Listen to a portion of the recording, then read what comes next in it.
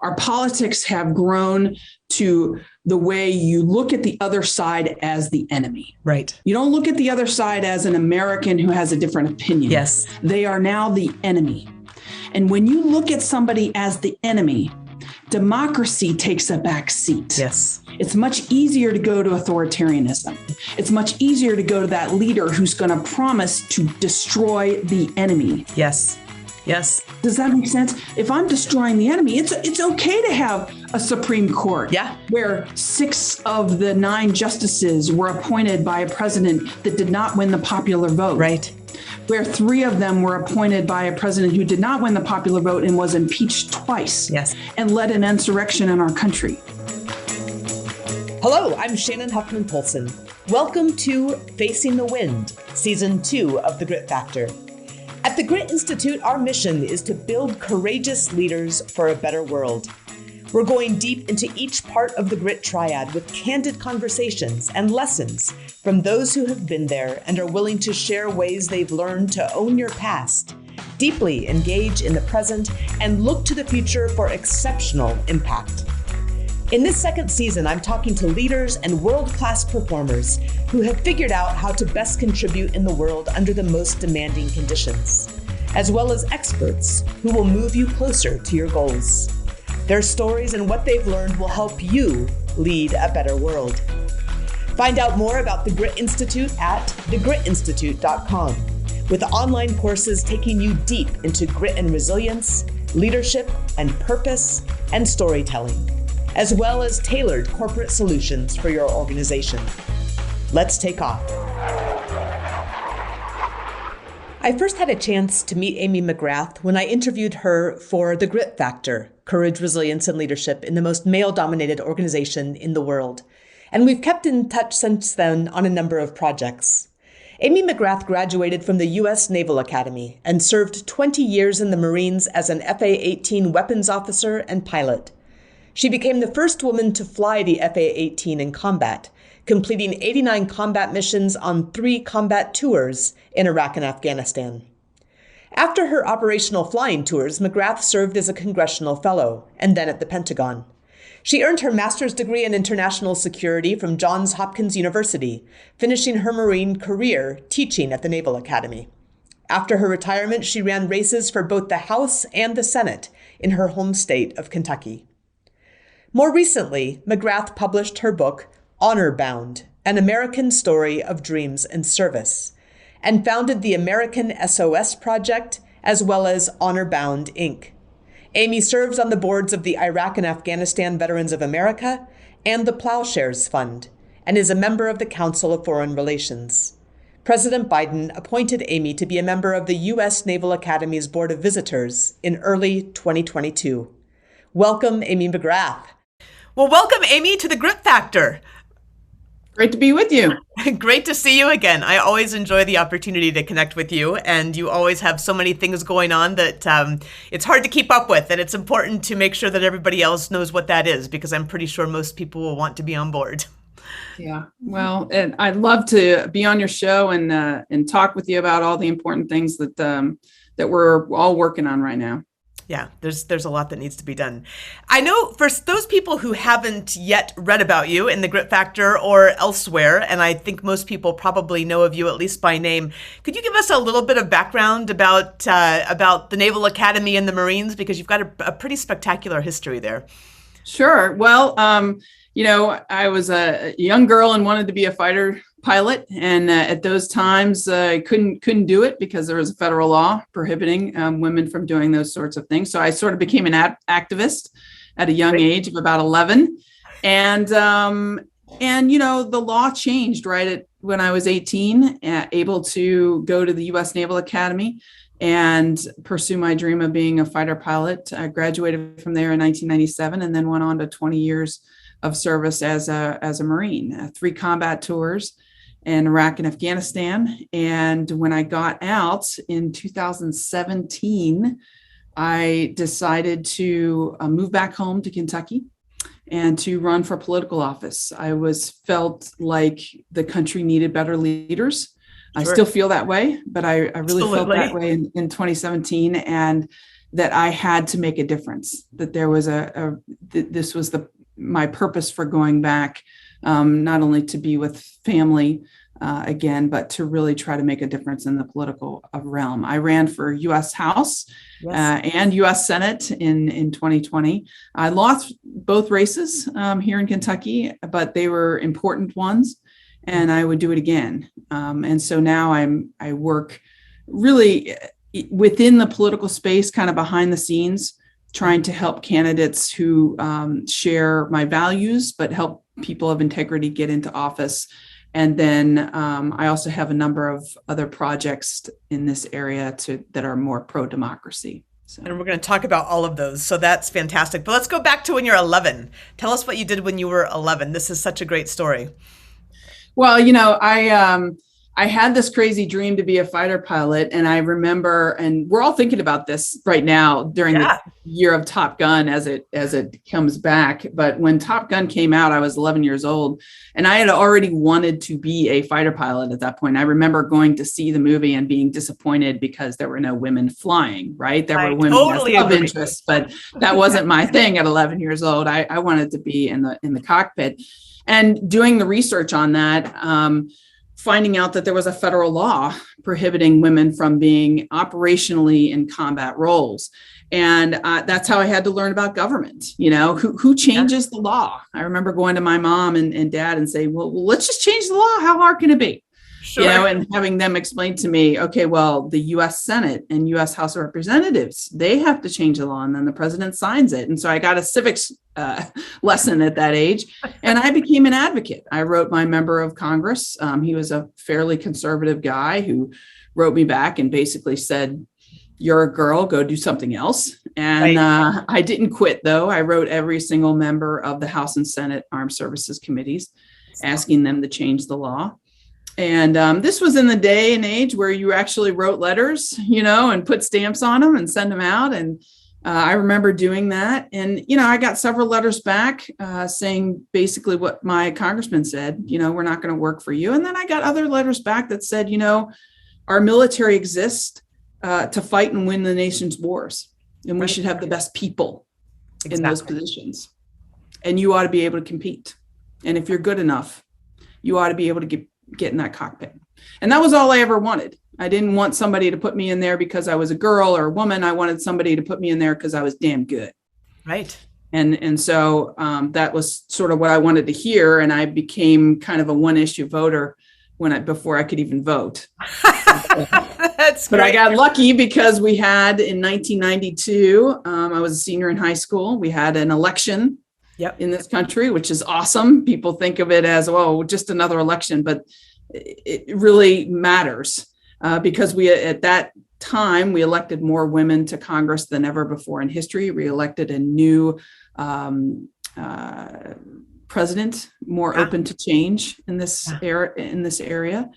And in early 1993, in the spring of my senior year in high school, the law was repealed and the Pentagon opened up the job of my dreams to me. Well, and you had applied, though, by that point to the Naval Academy already before this opened up, I think, right? I did. And I had gotten accepted. And so people have asked me, well, would you have gone even if the other president was reelected and you wouldn't have had these jobs open? And I said, yeah, I would have gone and I would have busted open the door. That's right.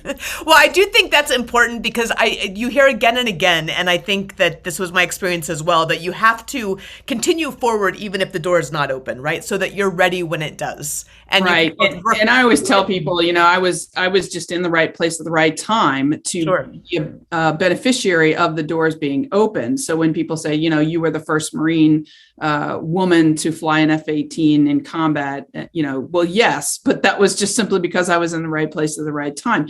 Many women, as you know, Shannon, came before we did. Right. That's right. And they were awesome. Yes. And they paved the way for us. And we were lucky because we got the opportunities that they did not get. That's right. That's right. I remember actually graduating, so I'm a little older, college in 93, and we didn't even know about the WASPs. We didn't know about them until I mean, until after I was out, or I didn't know. And it is amazing that they were out there doing this in the 40s. I mean, it's just incredible. And you're right. That starts the process that ends up where it is today and hopefully continues on. So yeah, that's amazing. So what about the F-18? Tell us about flying the F-18. And can it really go up and pull 10 Gs? Well, no, if you pull 10 Gs, you do what's called break the jet, and that is bad. That's bad. We're limited. We have a G limiter in the F-18, and that's not a bad thing. I mean, typically, the human body can only take so much. Sure. And you don't always need to do, I mean, if you're pulling that amount, there's a reason for it. And usually it's not good. So Top Gun got that a little off. That was a little hard. Yeah, they would have broken the jet. And, but in that case, in that movie, the things seem pretty extreme to begin with. Sure. So apparently they got the green light to do whatever they want. But that's not the case in the normal operations, as you know. But, the F-18, I always thought was the best aircraft in the world to fly at the time frame that I flew it. It really was the most technologically advanced. Of course, now we have the Joint Strike Fighter and the F-22. But, sure. The F-18 was sort of the jack of all trades. And we could do it all. We could shoot down other aircraft. We could drop bombs, GPS guided munitions. And the F-18 Delta, which is the one I primarily flew, although I flew the Charlie version as well. The difference is single seat versus two seat. Okay. The two seat version was incredible.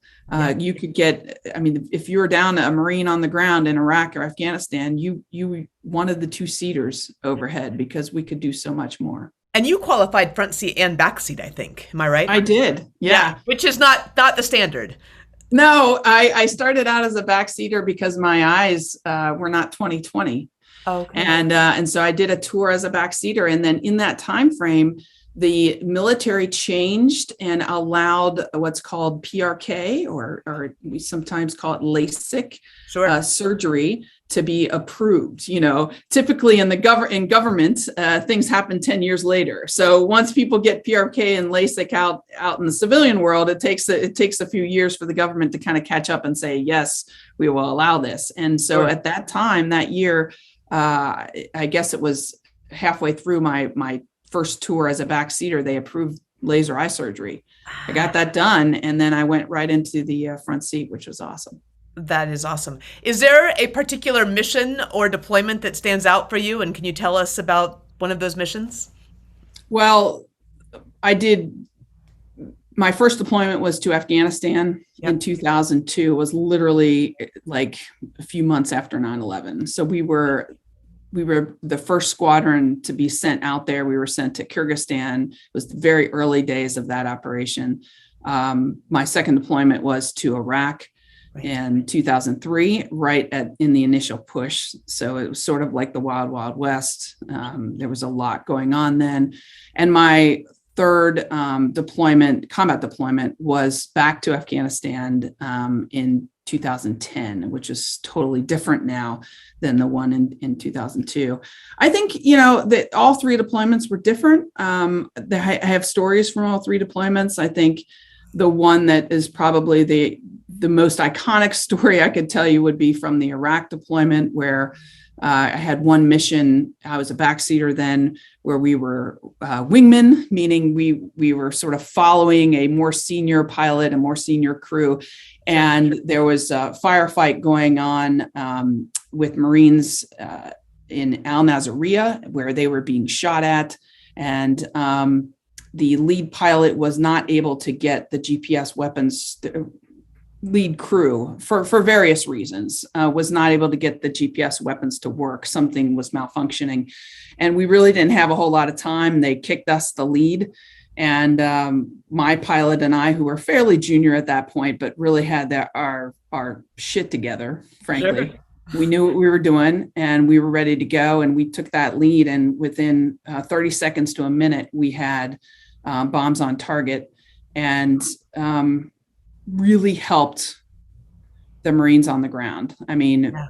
changed the battle from that point. And I look back at that, and I think that was the reason why I trained so hard for years prior to be ready at that moment, to be competent at that moment was really important to my pilot and I. And then the forward air controller on the ground actually found us about a month or 6 weeks later, came to our airbase to seek us out and to say thanks. And that is also probably why I remember that mission, because they all kind of ran together. Yeah. It was a different world, and you were like on adrenaline all the time during that time. And the only reason I remember that mission was because many weeks later, the forward air controller came and reminded us and actually told us how important our bombs were toward helping the Marines on the ground. We would not have known had he not sought us out to tell us. So when you're flying this mission and the other aircraft is not able to get on target, and suddenly that falls to you, what's going through your head? Like, is it just, I can guess actually, but is it just, tell people, is it pure adrenaline and focus? Is it, how do you think about that? Is there like a fear component? Are you just? It's more of a focus. It's kind of like, I guess I can equate it to being like somebody who is playing a major league or a professional Super Bowl football game, where you are doing everything that the person who is the quarterback is doing to be ready. If that person can't do it, you got to like slide in there and do it. And you got to do it now. Right. So you don't, you're running the show and you're doing everything the same way. You're doing the flying, you're doing the targeting, you're doing everything so that if Tom Brady falls out, you can slide in there. Right. And that's what it was like. And you're just completely focused on getting the job done. Yeah. Pretty amazing. No, that's awesome. And I love that story of him coming and talking to you and letting you know what a difference you make, because that is important to hear once in a while, right? I mean, that definitely is. It is. And it was, we had 2 to 3 missions a day where we dropped ordnance in every single mission in that early stage of Iraq. And they all ran together. Sure. And so without him coming, we never would have known how important that was. What I like too about that story is that it connects you back to something that you talk about a lot, and we should mention as well your book Honor Bound, which is a wonderful read that I'd highly recommend.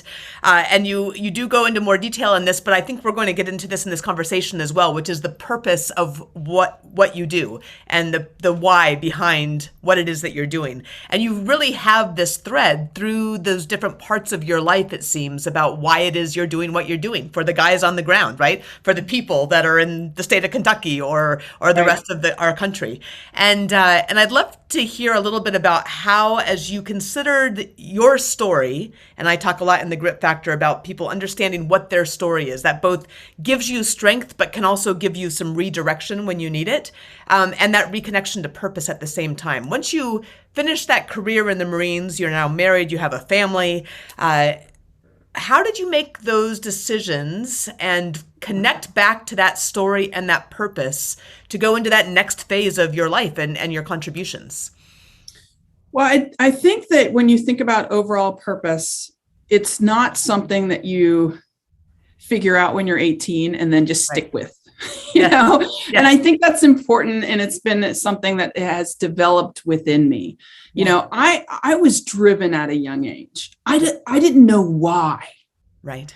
I mean, I just wanted to fly cool fighter jets, man. Like, you know, I just wanted but I didn't know why I was so driven. And if you're a person of faith, you kind of are asking these questions sort of as you progress in your life, you know, what, and maybe in prayer or other ways, but you reflect, right? Yes. And so when that Al Nazariya story that I just told you, that was a point in my life when I was able to say, aha, now I know why I was so driven. Yes. You know, I was here.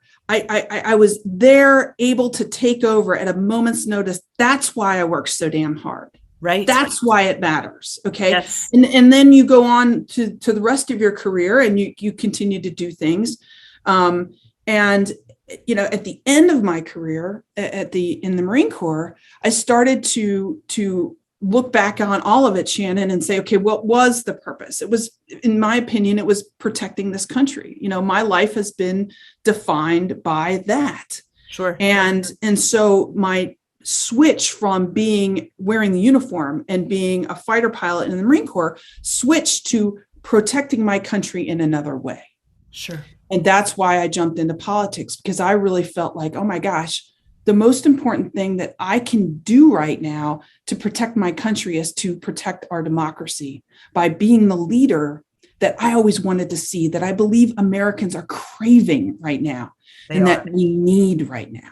And I may be successful or I may not be successful, but I have to try. Yeah. And so that was my purpose. Yeah. And in some ways, Shannon, I'm still figuring that out. Yeah. Well, we have to continue to really interrogate both what it is that you're here to do, right? What the skills are, which are tremendous in your case, and how it is that you want to apply those and contribute, right? I mean, that's an ongoing interrogation. I love that you continue that interrogation and you continue to serve. That's fantastic.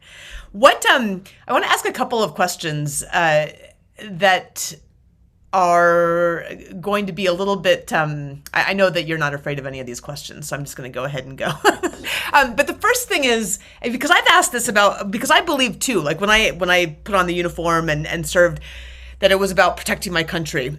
I look back and I'm like, I don't think it was really about protecting the country. When have we really been protecting this country since like the Revolutionary War? Maybe World War II. Like, how have you come around to understand that? I mean, I do believe national security is critically important, for sure.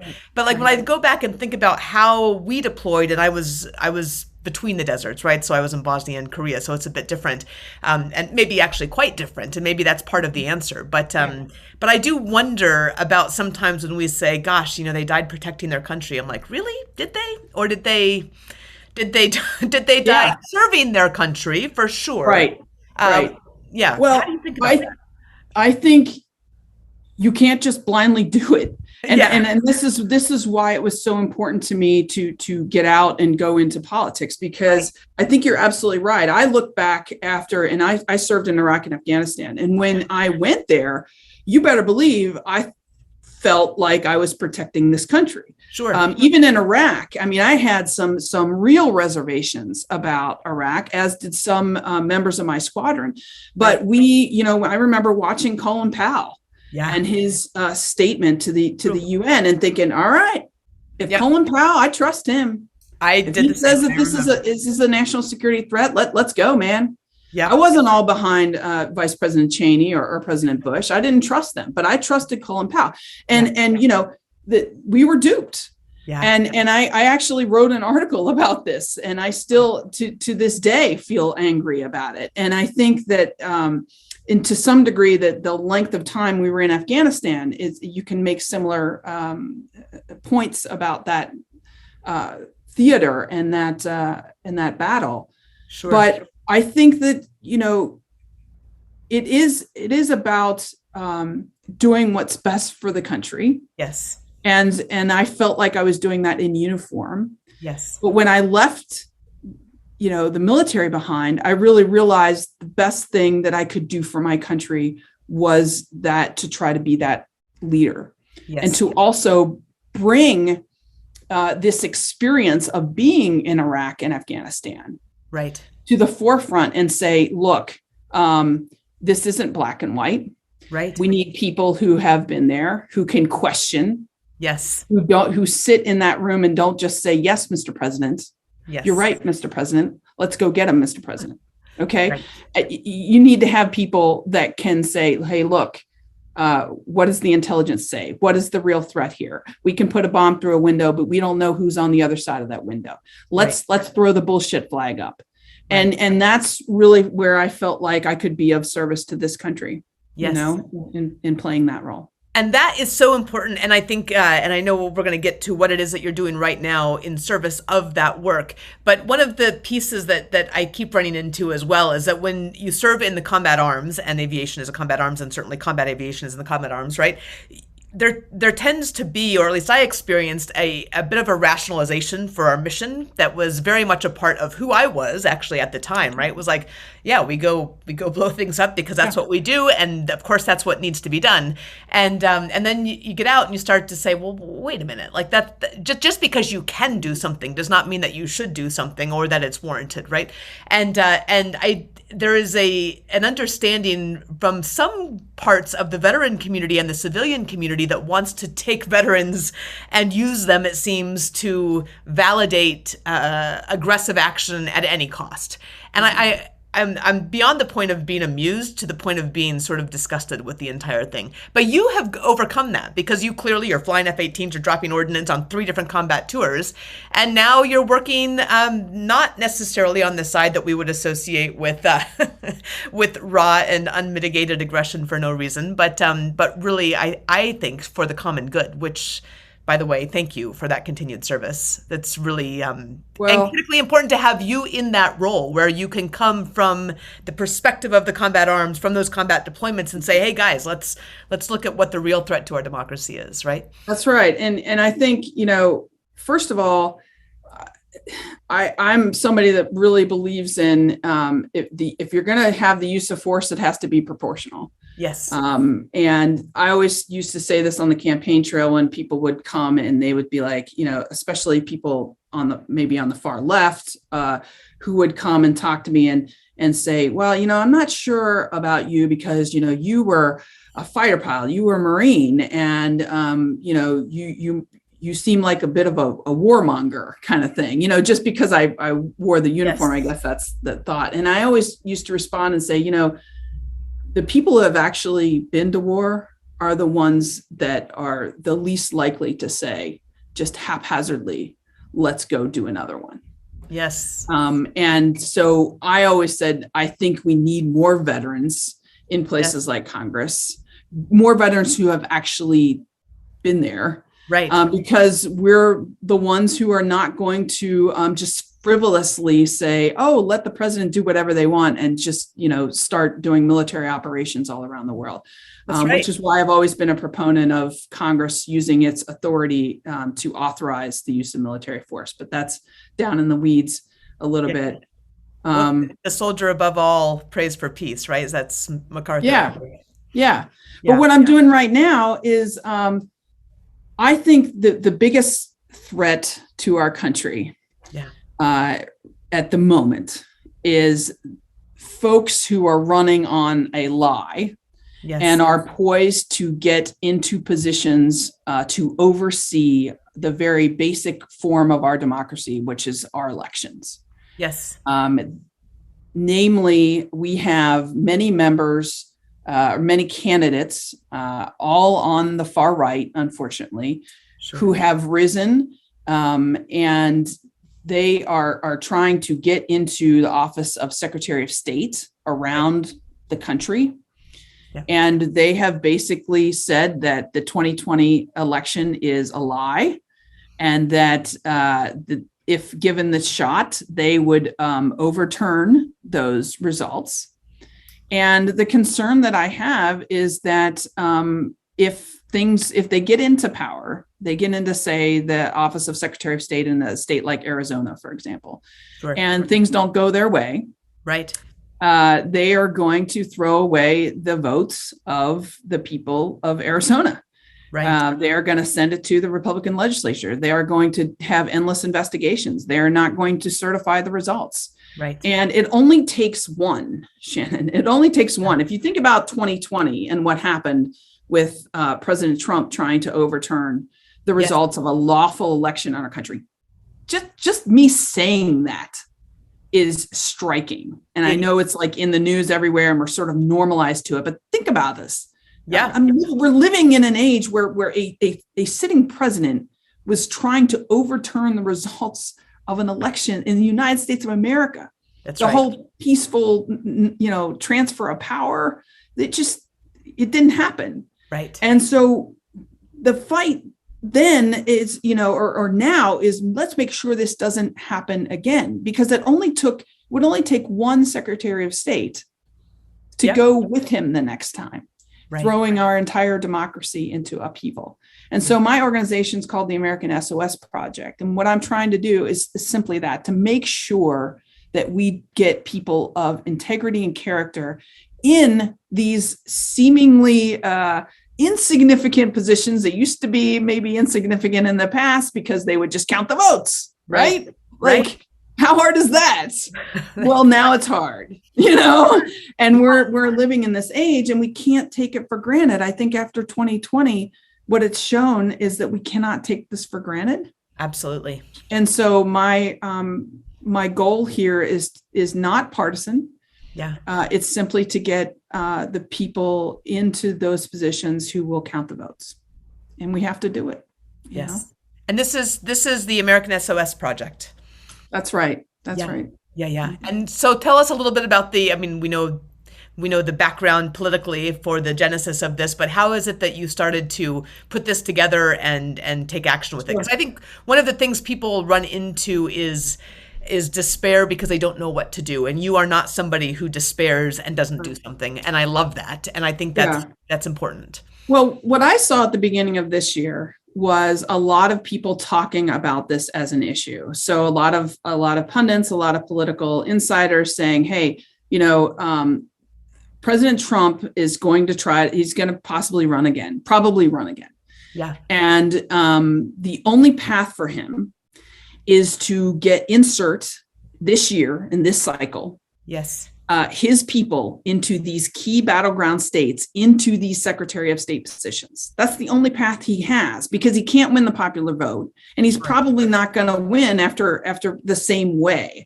But if he can get somebody that is his guy in Arizona, in Nevada, in Minnesota, and all it takes is one of these states, to flip, to throw it, like I said, into an endless investigation. You have now a potentially a Republican House of Representatives. Sure. You have now we definitely have now a conservative Supreme Court that is, aligned very much, as we saw in the last couple of weeks, with the Republican Party. Yes. What does that mean? And I think that I saw this happening, and it's like the slow, some like a slow bleed kind of thing. Yeah. Where if we don't fix it this year, we're going to really regret it in 2024. Okay. Sure. And so I see it as a threat to our democracy. And I saw that there was not a coordinated effort on the sort of super PAC side, on the independent expenditure side of politics, to do the hard, how do I say this? Hard sausage making work of making sure these guys don't get into these seats. Right. There's a lot. I mean, those of us who are in the pro-democracy space, there's a lot of people that talk about, well, we want to inform people on where to vote. And, it's like, that's nice. And those are important organizations. Sure. But I'm coming from the hard political world of, we got to make sure these guys don't get in office. Sure.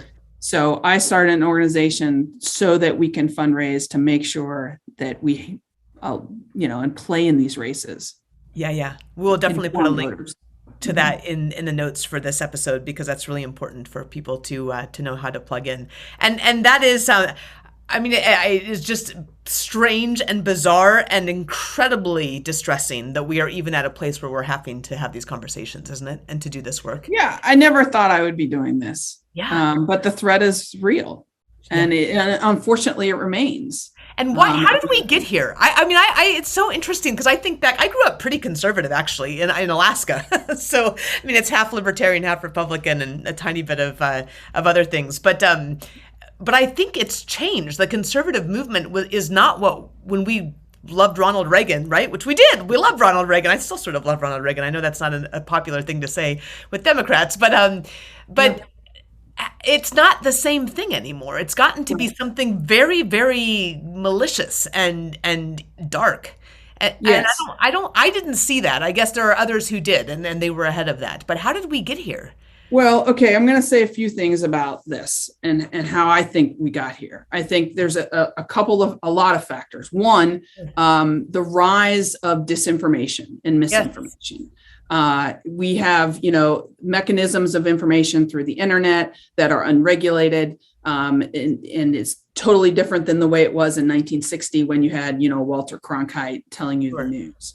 And we can debate about the goods and bads of that, but it's real, and that has been a factor. Media organizations have changed, where news is now entertainment, which is also a factor. I'll just say it, one media organization that in my opinion has gone off the deep end in terms of its principles and presenting information that is false, and that is Fox News. And, it's real, it's there. I also think a major factor, two other factors. One is the lack of principled leadership within the Republican Party. Yes. Imagine if you could have a principled leader who would have stood up to Donald Trump and Trumpism and authoritarianism from the very beginning.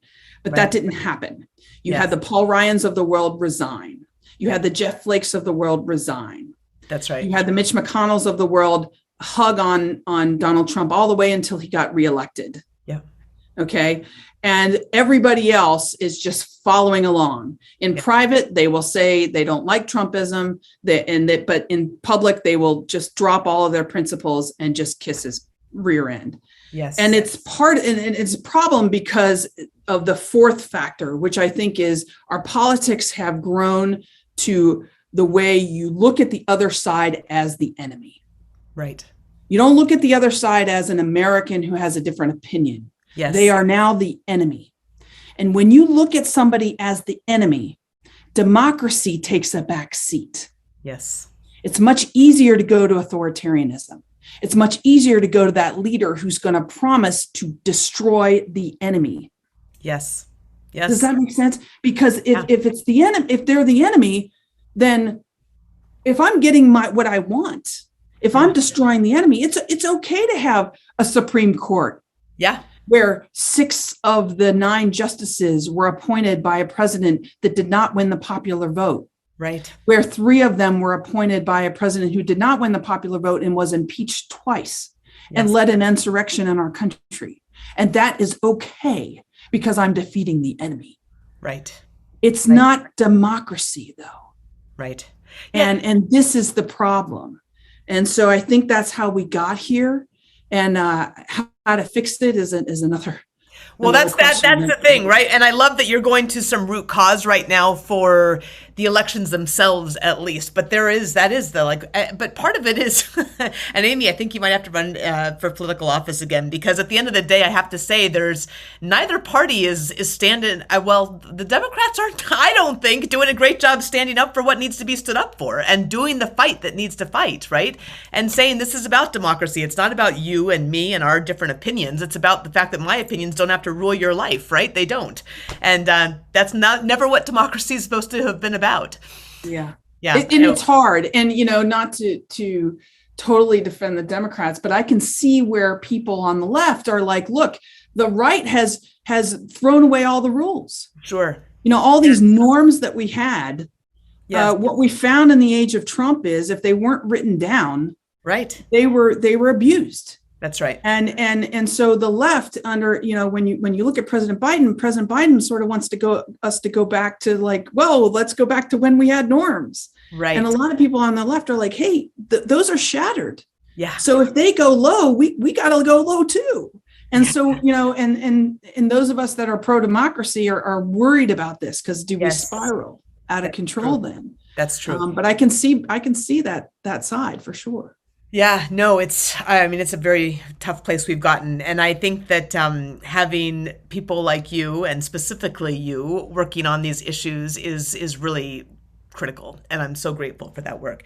Now you are doing some other work as well. You're teaching graduate students at University of Kentucky at the Patterson School. Talk a little bit about that and what it is that makes you excited about that, what that does in your purpose and your story.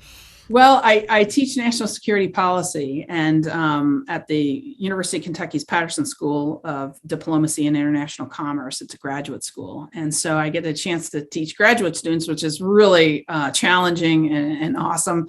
But for me, I've always been sort of a national security person. That's how I define myself. I'm a bit of a nerd. Nuclear weapons policy and Right. what's going on in the South China Sea and all of that, and trying to explain it in a way that's not wonky so much, Sure. but toward everyday people. That's what I try to do at UK. But these folks are super smart. And so it's even more challenging because they're up to speed on this stuff. Sure.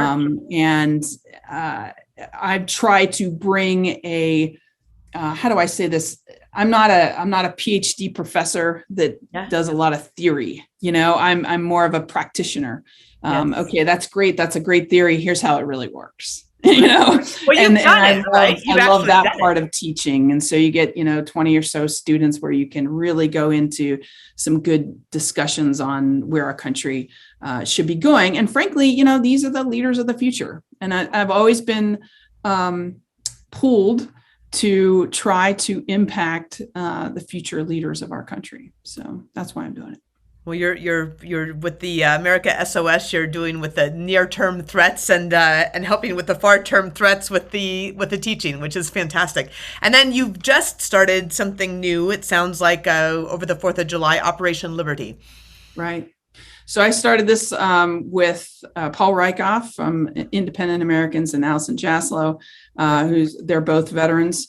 And there was a real concern post Roe when Roe v. Wade was repealed recently by the Supreme Court as to how this would impact readiness on military women and how it would impact veterans, women veterans in our country. And look, it comes back to the very core belief of, we wore the uniform and we fought for our country and we, defended our Constitution. And this is the first time in history where a basic fundamental right has just been taken away. Right.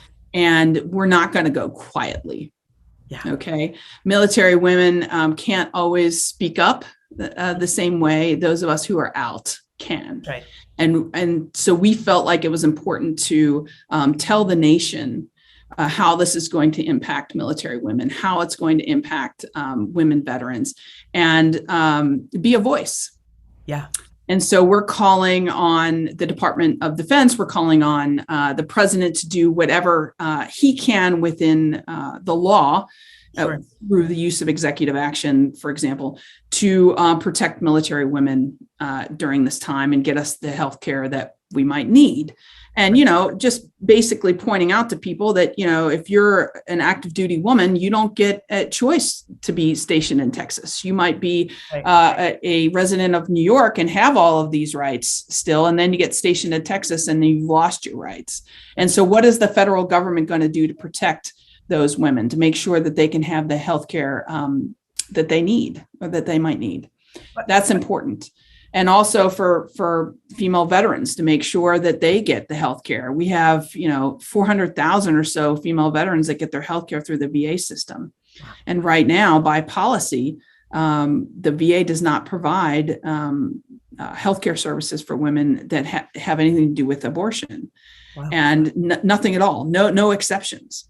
Well, that's always been in policy. And honestly, you had options out there. Sure. If you didn't have the VA system, if you, but in a post-Roe world, sure, you don't, if you're in some of these red states. So we're calling on the VA to change their policy and to at least have counseling, at least be able to provide some of these services that women might need.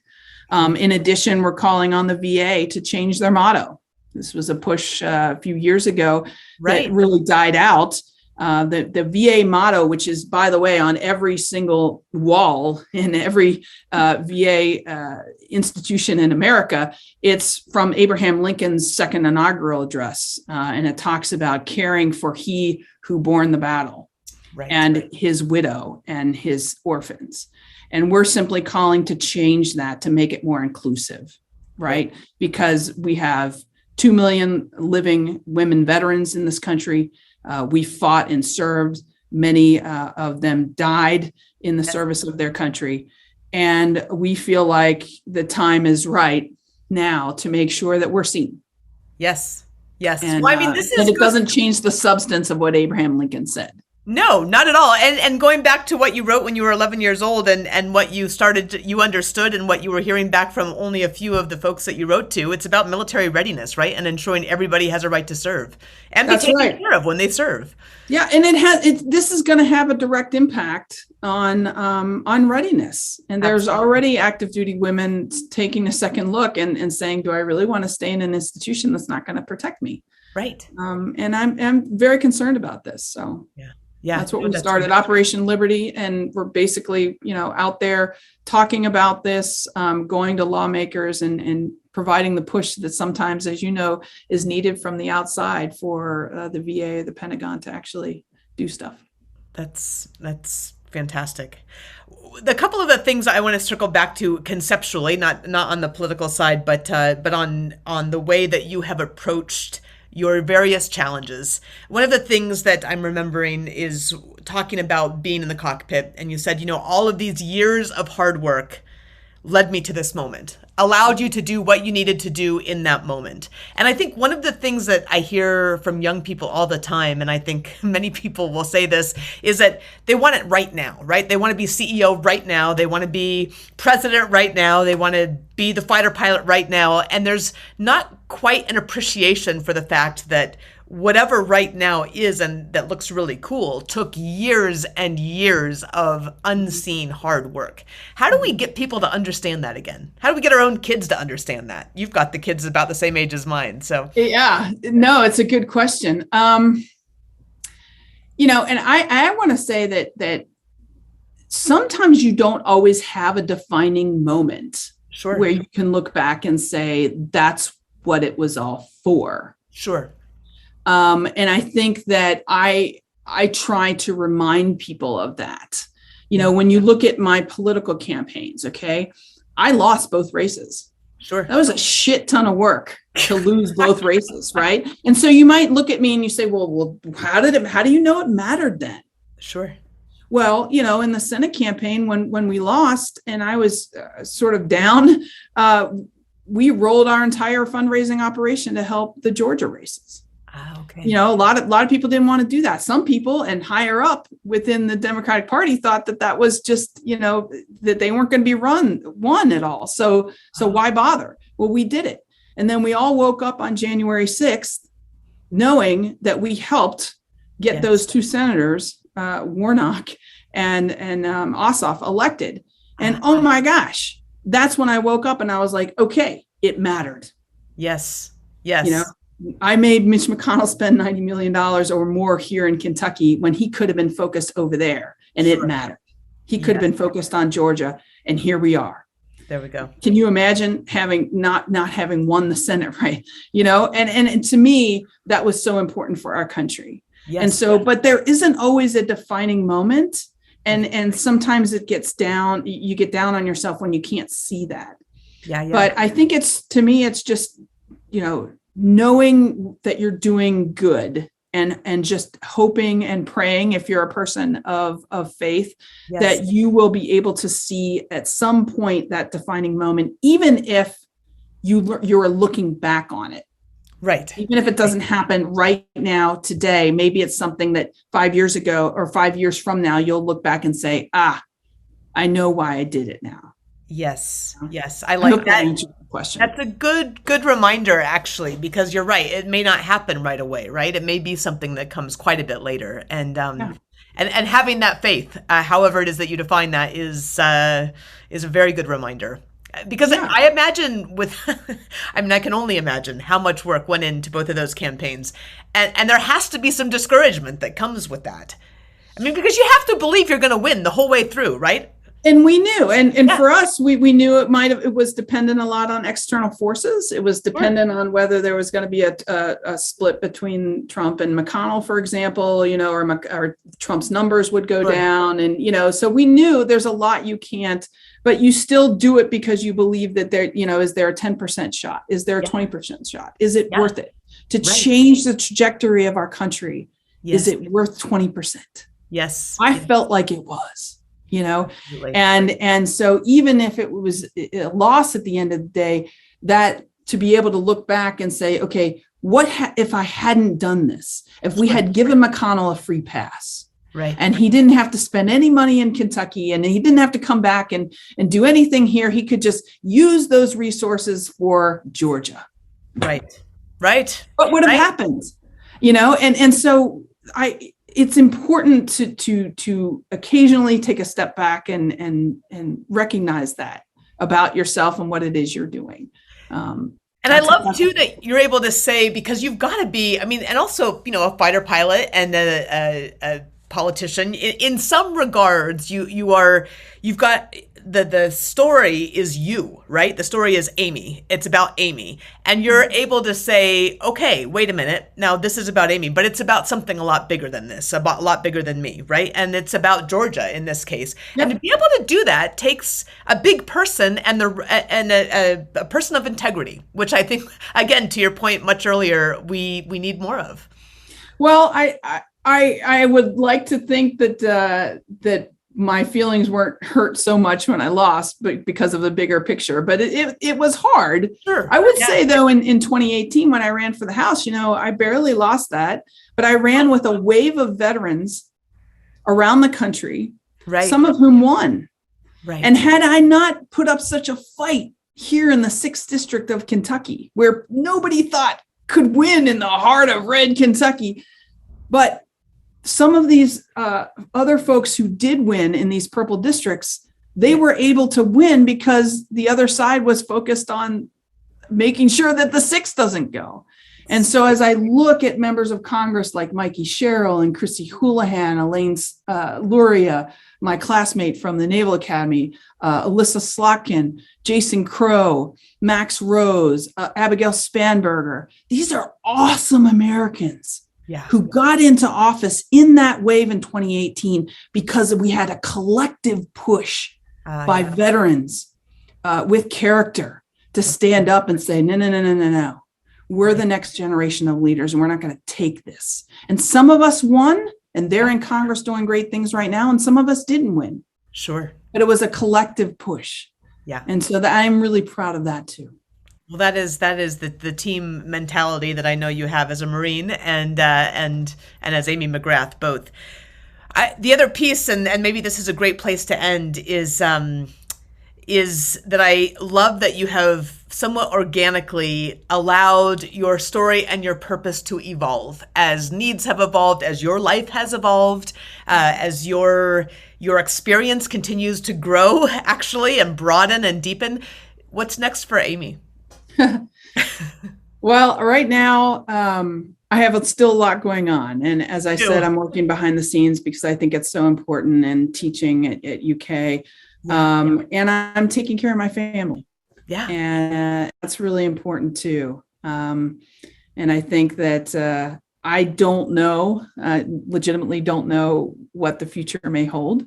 Yeah. But I know that I'm going to continue to try to help my country in any way I can. But I also have to take care of my family and take care of myself. Mental health is so important.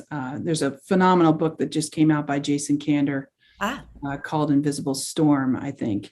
And it's about, Jason Kander was a veteran politician as well. And I read it just a couple of weeks ago and just really felt like he's got something there. We have to make sure that as we're trying to protect the country, we also take care of ourselves too. So I'm doing a little bit of both. Well, that's wise words. We will link to both your book and that book also, in addition to the organizations that you have started and are continuing to champion. So thank you for your amazing work, and thank you for joining today. It's always good to see you. Awesome. Well, great to be with you.